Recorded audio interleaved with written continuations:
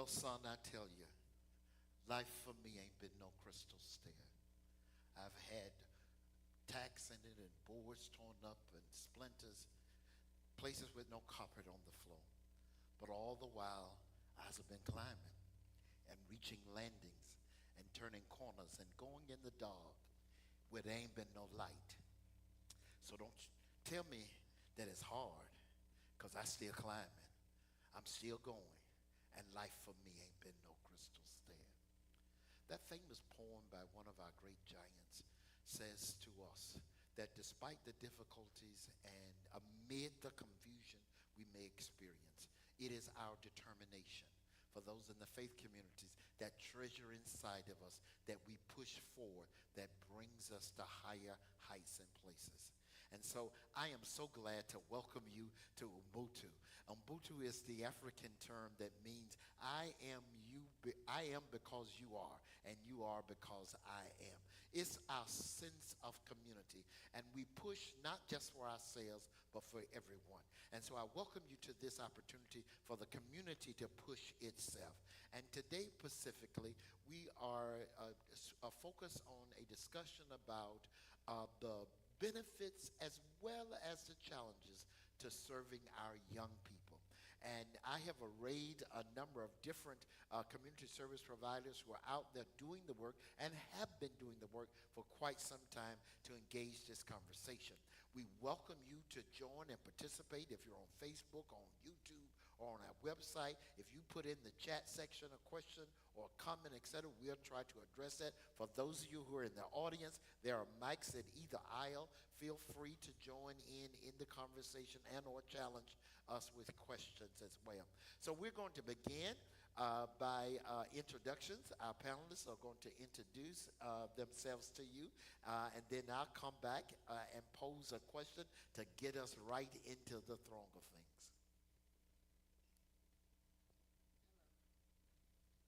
Hello, thank you for having me. My name is Karen Tyson. I am the CEO and founder of Prosperity House Inc. and also the founder of Prosperity Counseling. Prosperity House Inc. was founded in 2011, and what we provide safe structured housing for individuals returning into the community from different challenges of life. And different challenges could be homelessness, it could be incarceration, it could be substance abuse, it could be divorce. But what we do, we provide a safe place with support and structure to get them back on their feet. Good day, everyone. Thanks for having me. My name is Pepe Vega. I wear a few hats. First of all, I'm a devoted community member to the youth. I serve the youth all day, all night. It never stops. My daytime job, I run the outreach department for Yale New Haven Hospital, the Violence Prevention Department, HVIP. I also work with the youth. I'm a coordinator for Urban Community Alliance. I work with them in conjunction with Project Longevity. I just started my own nonprofit organization last year called Street to Straight, where is geared towards youth from 14 to 28, just redirect their paths. My name is Pastor Lewis, lifelong member of New Haven, Connecticut. I'm the senior pastor of Christ New Testament Church, formerly known as Christ Chapel New Testament Church. I am the community outreach coordinator and liaison for Project Longevity. I'm also the lead trainer of the Connecticut Center for Nonviolence and director of police and community engagement at the Connecticut Center for Nonviolence. Good morning. My name is Shirley Ellis West. I am the executive director for Urban Community Alliance. Urban Community Alliance is the rebranded organization that is affiliated with the New Haven Family Alliance. I have over 30 plus years of working in support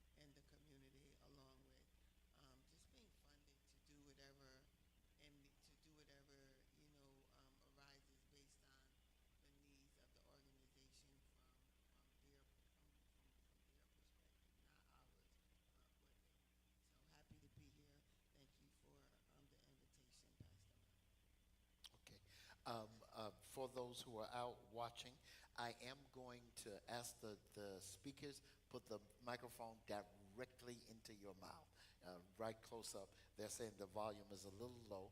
The volume is high on the streaming machine, but it has to pick you up directly into it.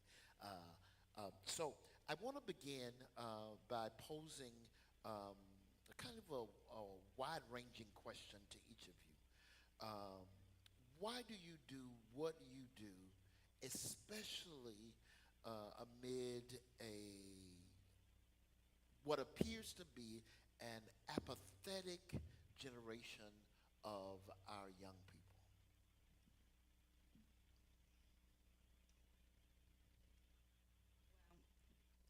The reason I do what I do and is because of my experience in the community and my struggles. And one, when we started Prosperity House in 2011, I was recently released from incarceration and and set some goals to go to school, to become a counselor, and to give back to my community. To help them that help individuals that went through the same challenges or were going through the same challenges as myself. So Prosperity House was birthed to give it a place, people a place to come and get support that was non-judgmental.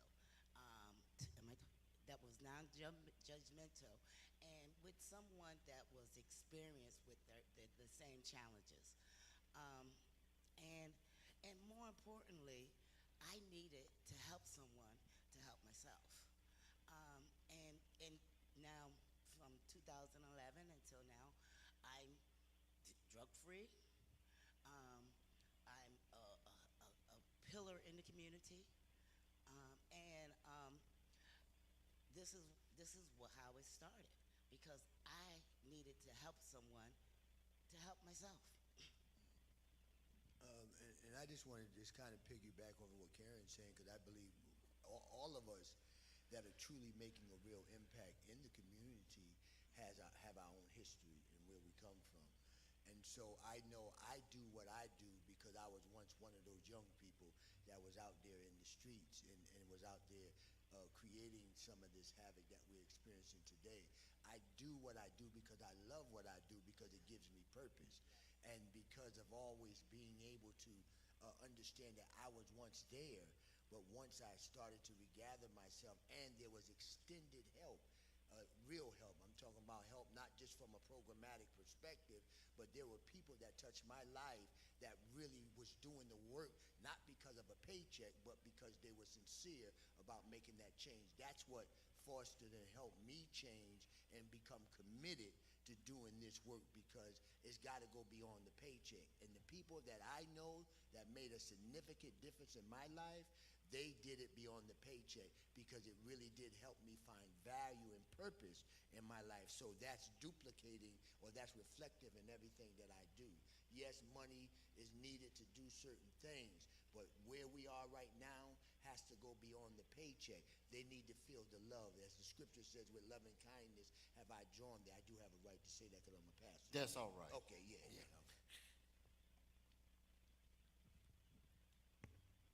And I do it. I do what I do because I have no choice. I have to. Who else going to do it? I have to. I can mirror what Pastor Lewis said. Karen Tyson.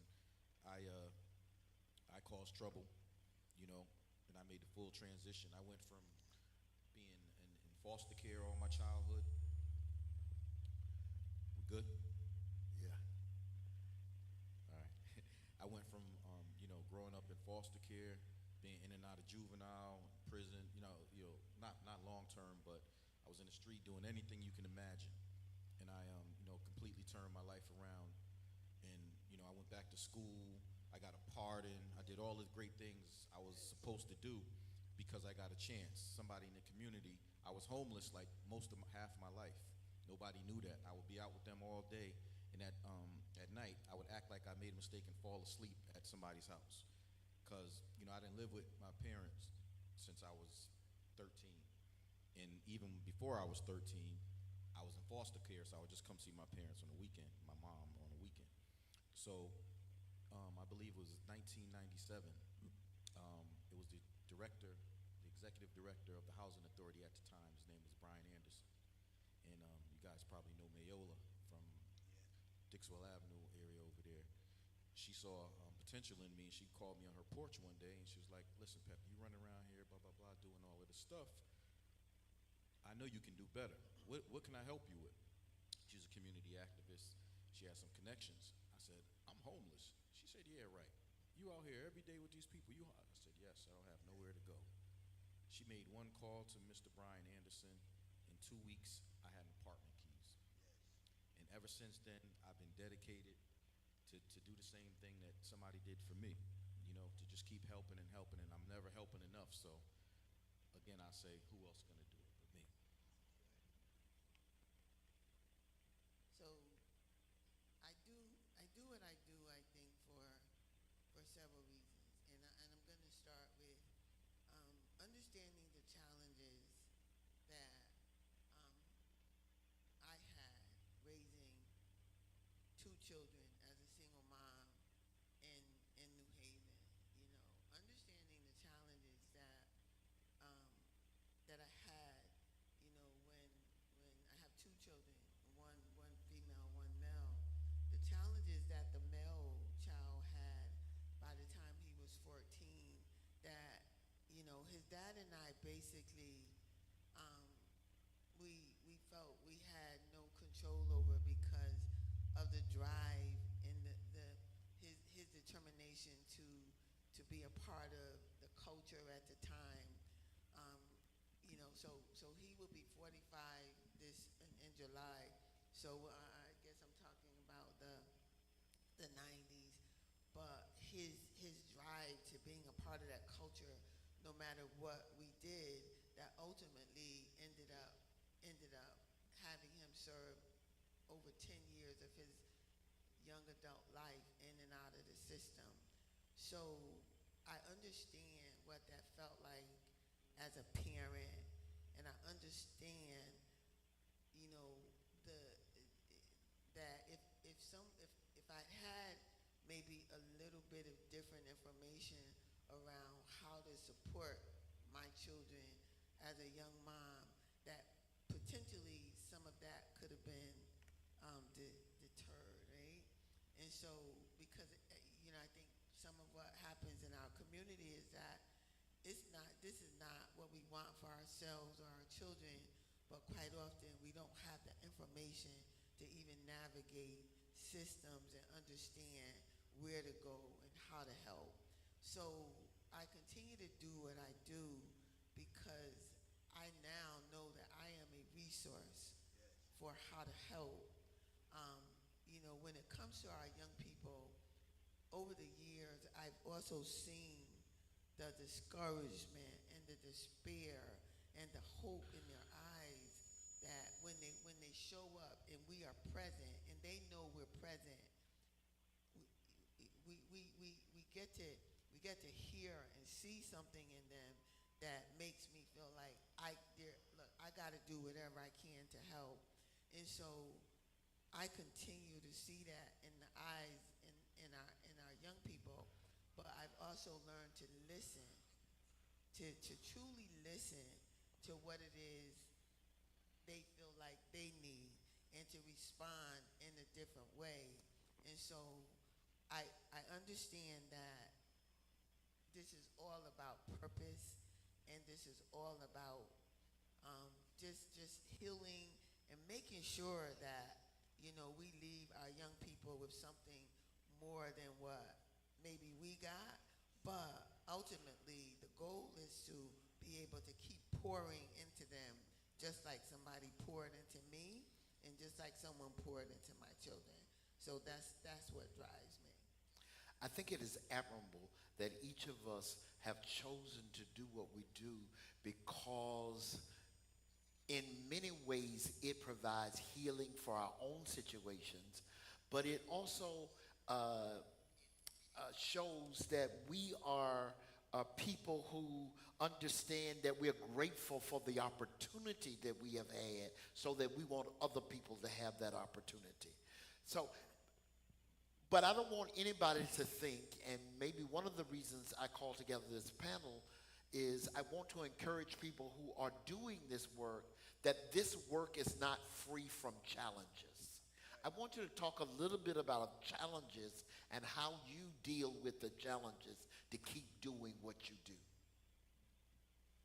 Well, I know for me, it's again, and I say to anybody, I don't care whether you believe in a rock or you believe in God, you don't believe in God, but you have to grab a hold of something greater than yourself, especially when the challenges will come where you're not going to see instant results. When we're talking about helping other people, it has to go beyond your intellect. It has to go beyond what the knowledge base that you have, especially when it looks like it's not going or things are not changing. All the work that we do is like planting a seed, and that seed is not going to always come up real quick. So you got to do self-care. You got to have a place when you are able to balance things out, when you see that child or that young person or that community that you've invested so much time in, this one go back to jail, this one now becomes a statistic and was murdered because of gun violence, and this is when you have poured all this time into this particular individual or this community, but yet it doesn't seem like things are changing. You have to do self-care, because if you don't do self-care, the discouragement that's on you is going to limit you reaching to the places that those young people of that community need. You have to have a place of resilience that will cover you enough so when you come outside to do the work that you got more than enough, that you have more than enough to be able to impact the lives, to encourage the people, because it's not going to be instant. Again, we didn't get here overnight, so it's going to take a time for us to be able to, see some of the change, which I do believe that we're on the road of that, and I see some of that happening now. But self-care is so important. It is so important because discouragement is right around. It could be within the next moment.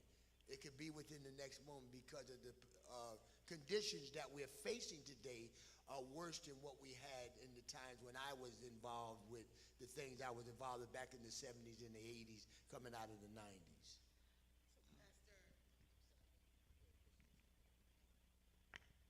It's on. Okay. I think for me as a community-based leader, the the biggest challenge I see with young people today, and not just young people, but many of the families that we work with. So, as a community-based organization, we need resources, and in New Haven, resources. We have resources. I think we have many resources here. Some people know about, some people don't know about, but there's more we can do. So the resources are available. But there's a saying that, if you build it, they'll come. What I'm finding is that just because you build it, they're not going to come. That there has to be a strategy and a plan of action to access, to get them the support and the help that we know they need, but they are not, quite often they're not going to come to us. So we have to be able to go to them, and we have to be able to identify them and wherever they are, right? And just because we identify them, don't mean that they're also not, that they're still going to accept the resources. So now we got a trust factor that we have to get through. Our young people don't trust, and I don't blame them for not trusting, because to be quite honest with you, I don't think we've been that trusting of a community. We don't trust ourselves half the time in working together. So young people are not going to always trust us when we show up to say we have something to help. And so now you have to get past that trust issue. But once you've gotten past the things that you need to get past and you've identified them, now you can support them and pour into them in the ways that they need to be poured into. So the biggest challenge is that I have a program resources. This program's going to help them, but they're not in the room with me. I have to go get them, and I have to build in a process for going to get them. A challenge for me has been real short. It's been people being able to put their differences aside and collaborate.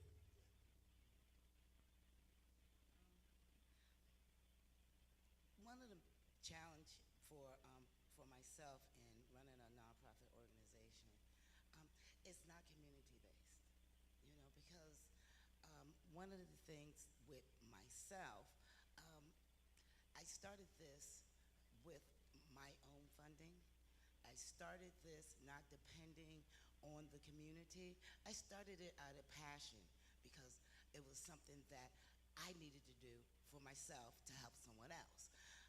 But so just more recently, I'm seeing the challenges with the support from the community because we've expanded, and now I'm looking for more support so that we have the space to service the individuals that's coming into the program.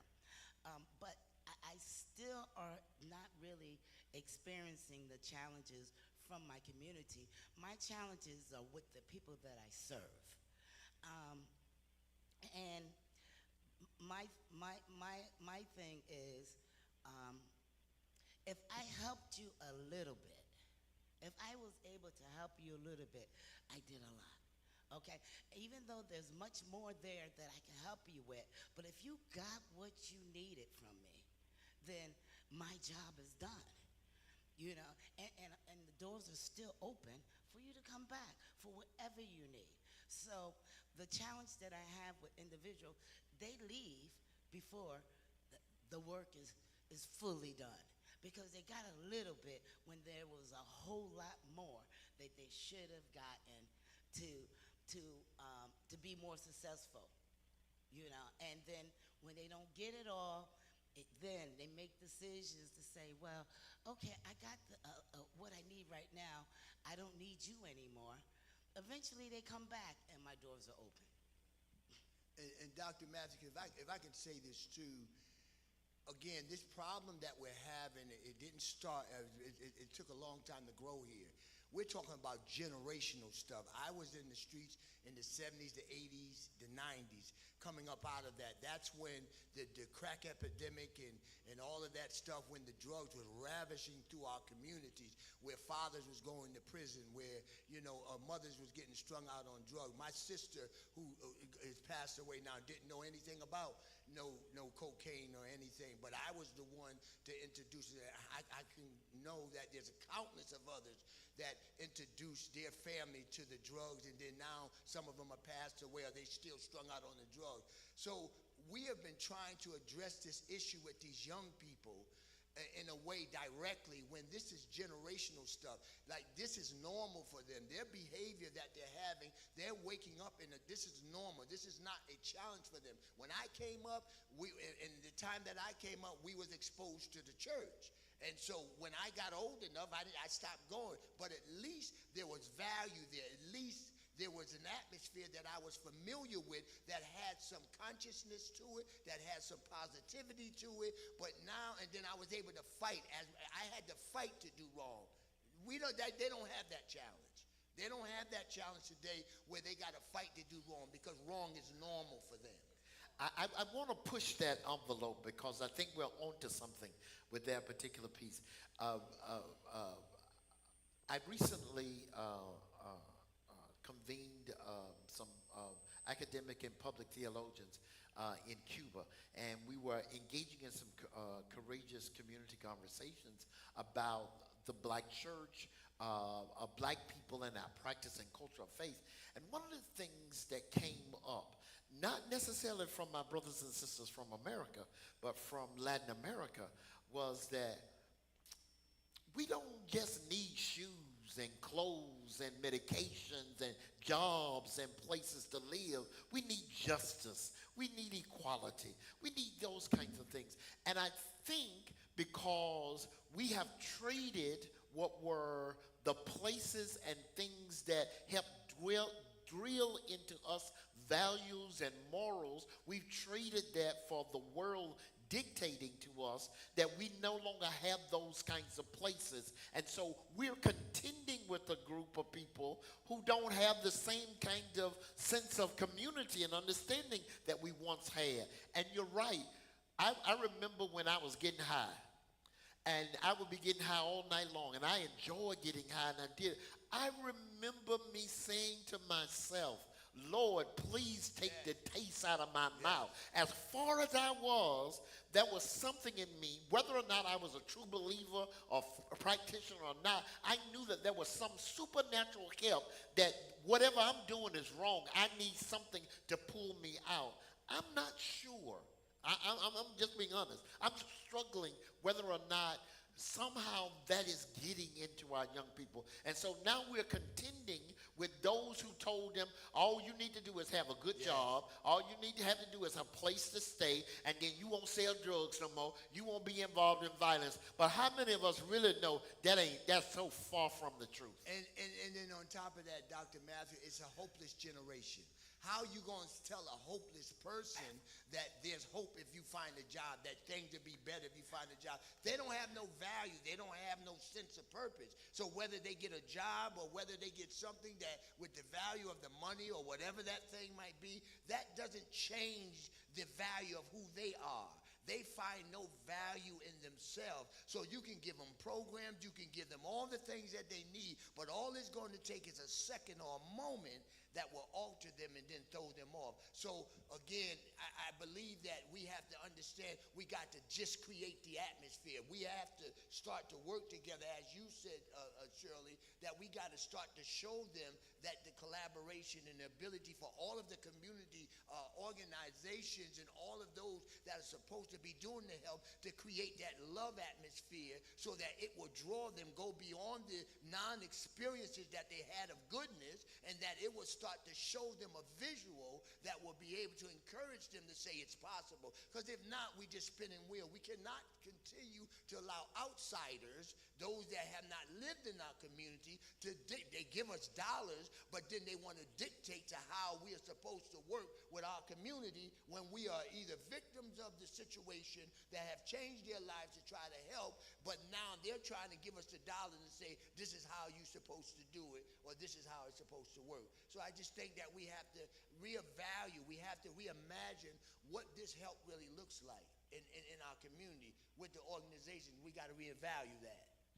Well, one of the things that I see, we can't help anyone that's not willing to receive the help.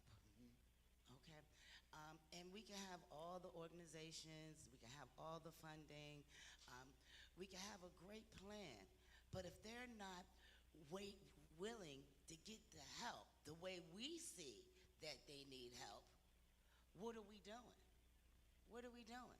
So I think a lot of times, even in my own organization, I got this whole blueprint on what would be helpful for this individual. But everyone needs help differently. And so, and I give them my blueprint on, well, these are some of the things resources I have for you, and this is how I can help you. And if you go through the program, the hopes are that, you'll have an education, you'll be employable, you'll be reconnected with your family, you will stay out of jail, you'll be drug-free, okay? If you follow this blueprint, they don't want to follow that blueprint. They have their own ideas, and I respect their own ideas. I respect that. So then, okay, well, let me meet you where you are, okay? Let's do it your way, And I realize when I work with individuals that just, they need the help, we have the help for them, and give them what they ask for, not what I believe they should have. And I get more results with them, and it allows them to make mistakes and then to come back and say, okay, let's try it your way. Let's try it your way. So I think a lot of the problems that we have with the youth and our population, that we're not asking them what they need. We're trying to figure out, tell them what they need.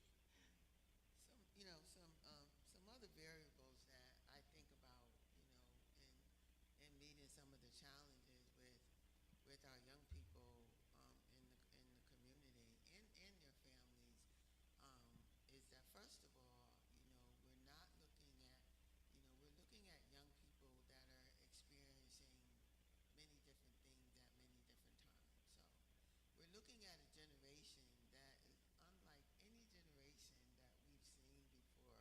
And I'm excited for them because, from how I think about it, they are in fact the generation that they have access to technology.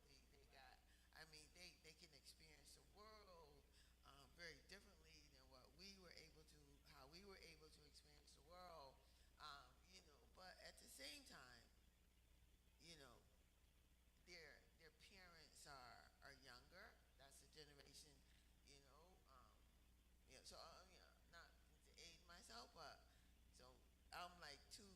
I'm talking two generations. You know, After mine here, and so these are, and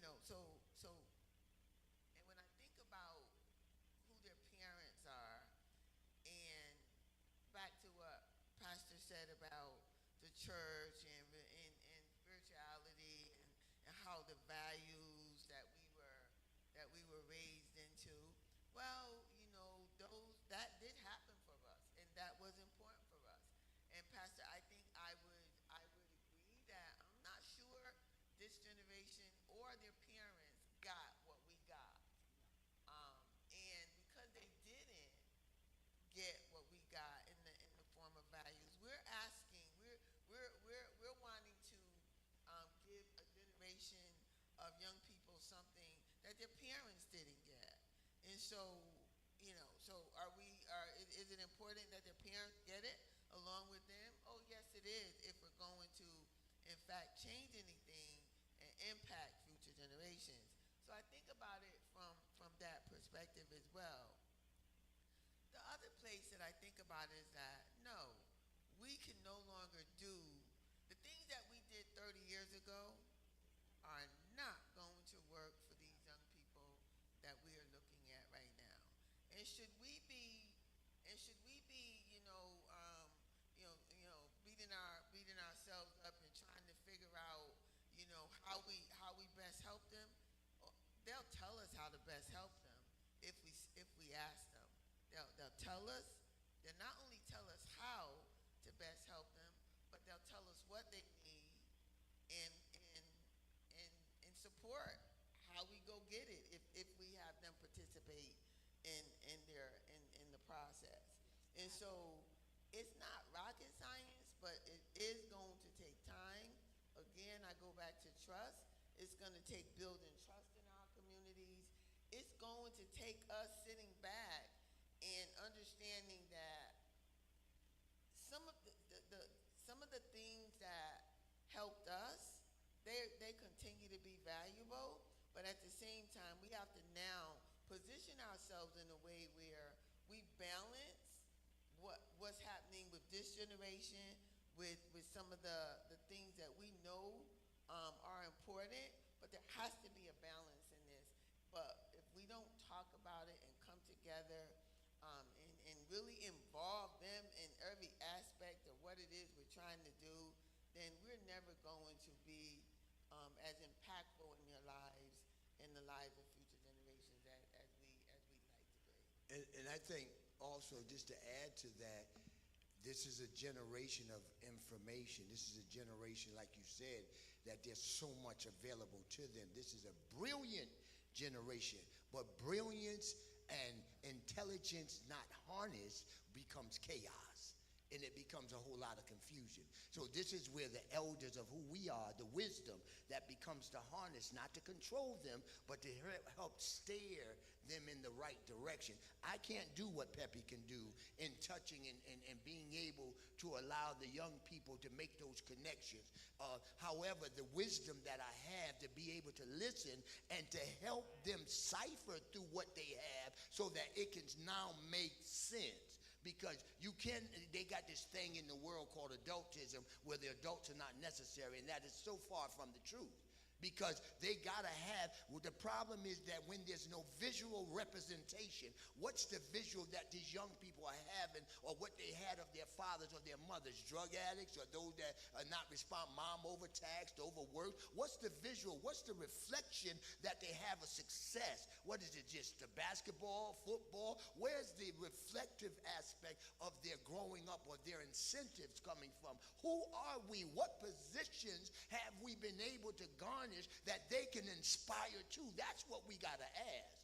What is it that we're able to inspire to or to give them without making verbal conversation, but demonstration in our own personal lives? And that's what we got to start to allow them to visualize, because a lot of them want to do the right thing, but again, they don't have that reflective piece. I don't care what you say. I could have a doctor, I have great white allies. I have those that are partners with me in this work, and those teachers that are passionate about teaching our kids.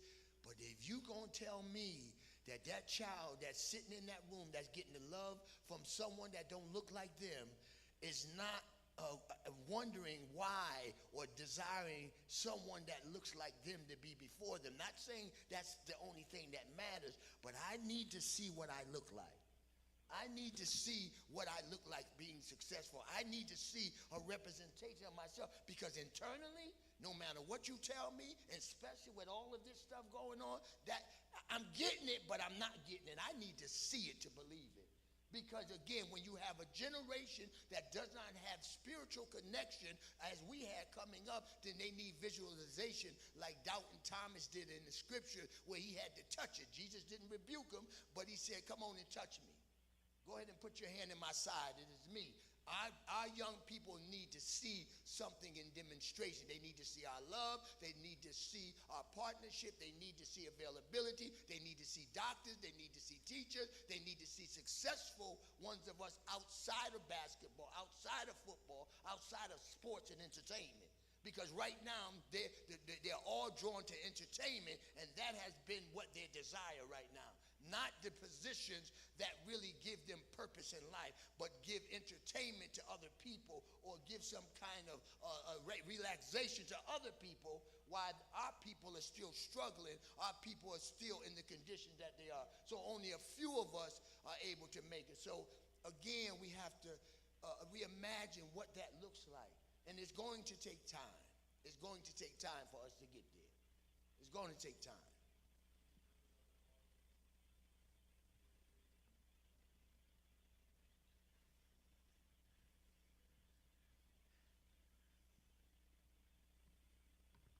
Good morning, Good morning. and peace and blessings, as we say in Zola.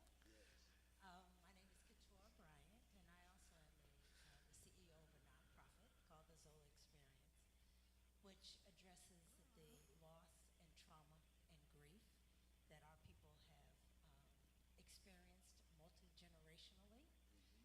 You all touched on all of those things. The number one thing you talked about was trust and building a trust relationship with not only our youth, but within our community.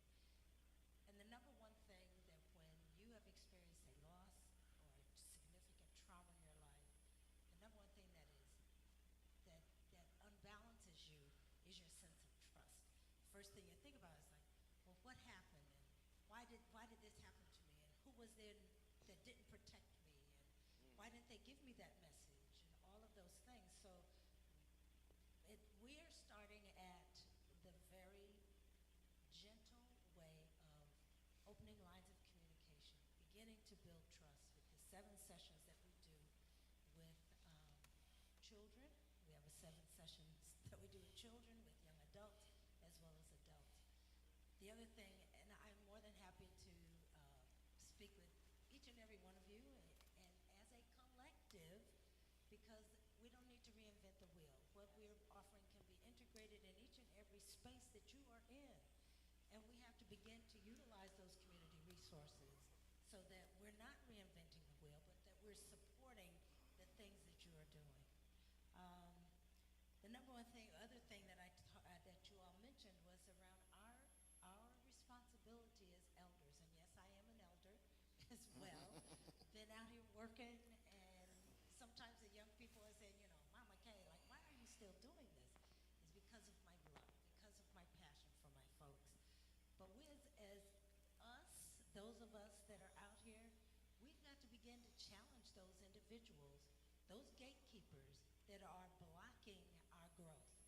We've been Yeah. silent. We haven't used our voice in reference to that. And having been in New Haven, I'm not a New Haven native, and I'm reminded of that quite often. Yeah. But I feel that I do have an investment in this community. My children were born and raised here. So yes, I am of New Haven. But we have to begin to challenge those elements that are in our community that are impeding our growth, that are impeding the work that you all are doing. We allow these gatekeepers to continue to do what they do. And once we come together, then we can begin to, and it doesn't take a whole lot of money for us to be able to support each other to do the work, to move things through our community, right? So, and if each of us begins to do that work, I do truly believe that it will change and that it will be different. I think that's about all I have on my notes right now. You all have it's been a stimulating conversation, and I appreciate the work that each and every one of you are doing. And I'm a retired person. God put this on my spirit, Ms. Tyson, when you talked about your passion, this is my passion. This is my divine mission, and I get it. So, and I want to be able to be a resource. So, peace and blessings. Thank you for your service and commitment to the community. Amen. I know how long you've been out there, right? And it's been, in the fight for us. So thank you. Appreciate you for your service and commitment as well. No, turn it on.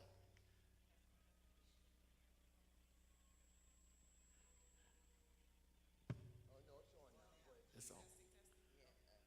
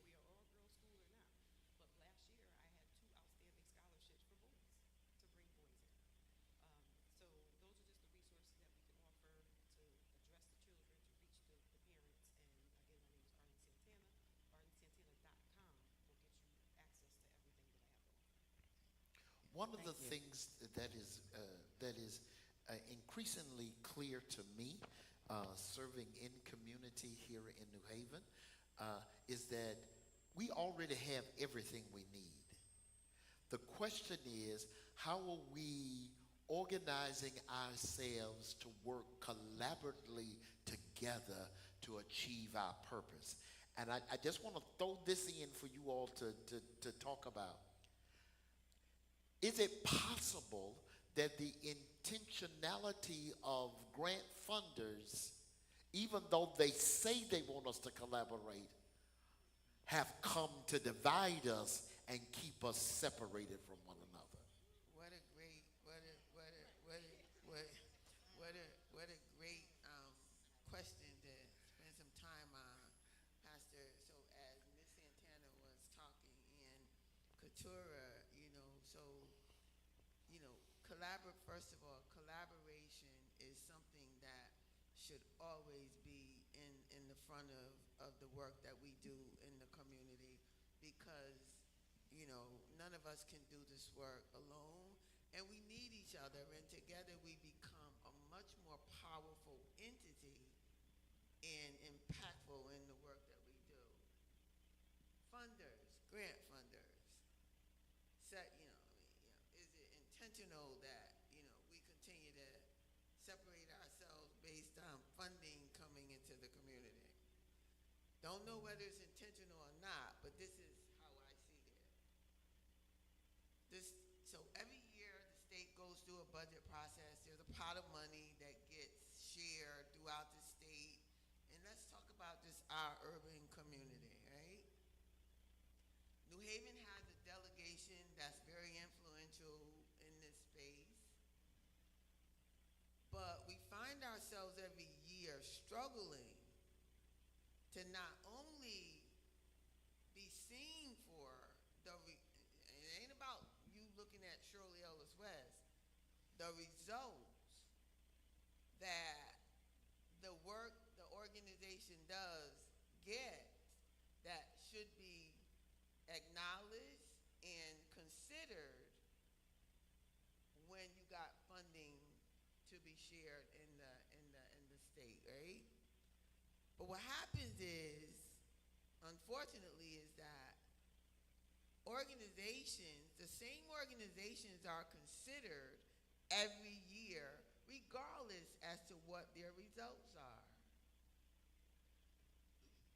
That is the truth. The legislators don't spend the time or energy to really understand what's in these communities and how they're working and what the impact of them are. The programs that the programs that Miss Santana just spoke about, I never heard it. I didn't know she was here. Do the legislators know she's here? And did they fund her? And if they did, then why not share that information in the community so that we all will know what's in the community and who we can collaborate with and how we collaborate. So I've not seen a list in New Haven, never ever, that reflects the resources that's in the community that we can utilize together to support our children, youth, families, and whatever in the community. So you're right. Are we set up not to collaborate? I don't even want to think about whether we're set up or not. But what I do suggest is that we think real clear about what's going on. And we need to be having some real conversations about what's going on. And we most certainly need to be sharing the wealth and stop grabbing at our own little bitty pots of money as if that's going to make a difference, because that's only going to make a small dent into what can make a huge impact in our community if we do it the right way. So great question, Pastor.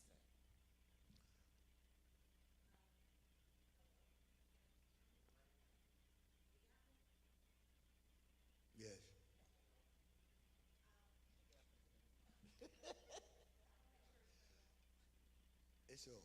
Hello? Yes. Okay, there we go. Thank Speak you. it to. You're absolutely right, Shirley. I have been here forever. Amen.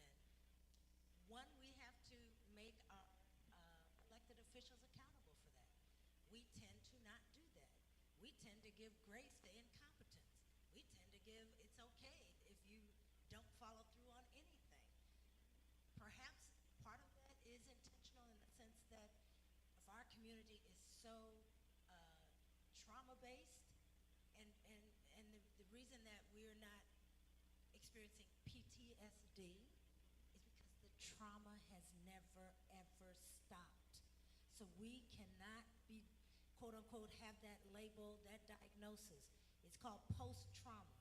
And according to the DSM, as a clinician, you have to be, have not ever experienced the trauma for a minimum of 6 months. Then you go into that category of post-trauma. Black and brown people, that has not happened for the last 500 plus years. So that is part of what we're dealing with, which then, as I said, with the trauma, now we're dealing with the trust factor. If we say enough is enough to our elected officials, That's right. don't let mayor, congressperson, senator, local, national, don't let another, That's we right. got a pot of money That's up right. in Hartford. How many of us can access that or have had the opportunity? I heard New Haven just got some like $20 million or some phenomenal amount of money. How has that come to the community? And we know for sure that the gatekeepers have not we don't have access to the home improvement things. Our neighborhoods have been eroded. I'm in Newhallville and Dixwell. And there's a whole community they just built over the last couple of years. It's going to Yep. house at least, it's going to change The dynamics. Yeah. Absolutely. Yeah. But we have to come together as a collective voice, and that is our challenge. Yeah. And I just see that the only way that we can do that, Zola means to love. Yeah. And I see that the only way for us to be able to do that is for us to come together in these circles, Yeah. cohorts, and begin that process of one, forgiving ourselves and coming to an understanding of loving self. Yeah.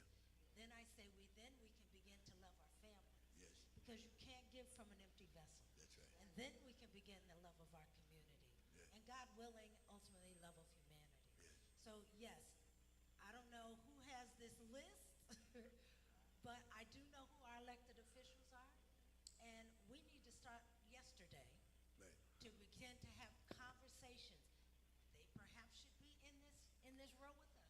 Yes. To hear each and every one of your organizations and mine and hers and what we're doing.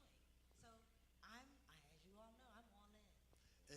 And exactly what you're saying, we got to hold those people accountable. And as long as the top knows that they have those dividers, that they know, again, our programs have become political opposed to impact. That they are not, they're politically run and they're politically favored because that individual politician has been the one to sanction that, and they're all connected. Never mind, in other words, never mind effectiveness. It's been because of favor. I know you, so I'll make sure you get some money. Let's really look at it from the whole aspect of it. When we look at our community, I don't care what organization, I'm talking to all New Haven, I don't care what your organization is, if we are still experiencing the depravity that we are experiencing, then we ain't doing enough. We're not doing that great. There's no room for getting awards and all of this other stuff saying that we doing so good and doing this right here. This is the trailblazer and all of that stuff. That's a bunch of baloney. What I'm saying to you is this: where's the data at that says that? Where's the testimonials at? Where's the young people that have been impacted by your organization that will get up and say, because of my experience, this and that has happened? Where is those testimonials? But yet we're pouring in millions of dollars continuously every year to the same organizations opposed to your organization that may be touching 10 lives, but changing 10 lives. There's transformation that's involved. So then that means that we need to partner with you. See, but again, we got to hold those politicians accountable. And let's stop grabbing from the top. The people make the difference. People in the community, the very mother, the father, the young person, the grandmother, we that live in the community, it's people power, not politician power. It's people power. And as soon as we realize the strength of our unity and realize that us coming together can challenge all of those that are in those positions, those gatekeepers, and that we can remove them out of that place. Like you said, the trauma has been so great that we just now go along to get along. In the King of Nonviolence, we have 3 steps at the top. It's called information gathering. That our people don't have the right information. They don't know what's going on. The second step is educate the people about the information that you have been able to gather. And the third step, which we do not do well at, is called personal commitment. We got to commit for the long haul. What happens, we get it going, and then we fall off the wagon. There's not that personal commitment that I'm in it for the breadth of my life. Not just for a couple years, but for the breadth of my life, that I am now creating a legacy and being able to make impact to the generations after me. Regardless of Dr. King's, some people might disagree with, but he made a great difference. And one of the things that I really respected about him and the work that he did, he died and gave his life for tomorrow, not for the day. Who's willing to do that? He gave his life for tomorrow, understanding I may not even see the change, but I'm willing to invest today for tomorrow. When we look at it like that, when we understand that kind of commitment, that I may not see the experience of the change of it, but I'm willing to plant that seed, that's real commitment. That's really making that change. That's really saying that I'm not in it just for myself. I want to leave something for that generation coming after me. I'm going to come back on screen to help, if you will help me thank our panelists for sharing with us today. Sister Shirley, Pastor John, Pepe, as well as Karen for sharing with us, and for you, the audience, sharing with us. Those of you who are watching live and by Facebook. I first of all want to thank the Springs of Life Giving Water Church. It is the church that I pastor here at Howard and Lamberton Street. It is because of what the Lord is doing with us. We are a people who are called to spring forth, not just shouting, but actually in transforming and causing our community to spring forth. So I'm grateful for them providing the space and the time for us to be able to do this here. I created a banner and I put it on the bottom of your screen because, again, I'm kind of one of the ones who will say, yeah, that all sound good, but I'm tired of talking. I want to make a difference. And so I put on the bottom of the screen, you can go to my website at WLMministries.org. At the bottom of every page, there's a subscribed email. Put your email in it. We want to create a list so that we continue. Those who are on Facebook and social media, I would encourage you on Facebook to join the Facebook page, Black Chat New Haven. Let's continue these conversations, these cohorts, and then let's begin equipping ourselves to transform our community. If neither one of those work and you say old-fashioned is all right, you can text 203-946-0799, and I'll make sure you get included in this. Now, once a month, Ubuntu, the sense of community in our fashion, is going together to have these kinds of conversations. But again, I just don't want us talking. I want us to be able to build something that we actually put to work that will change our community.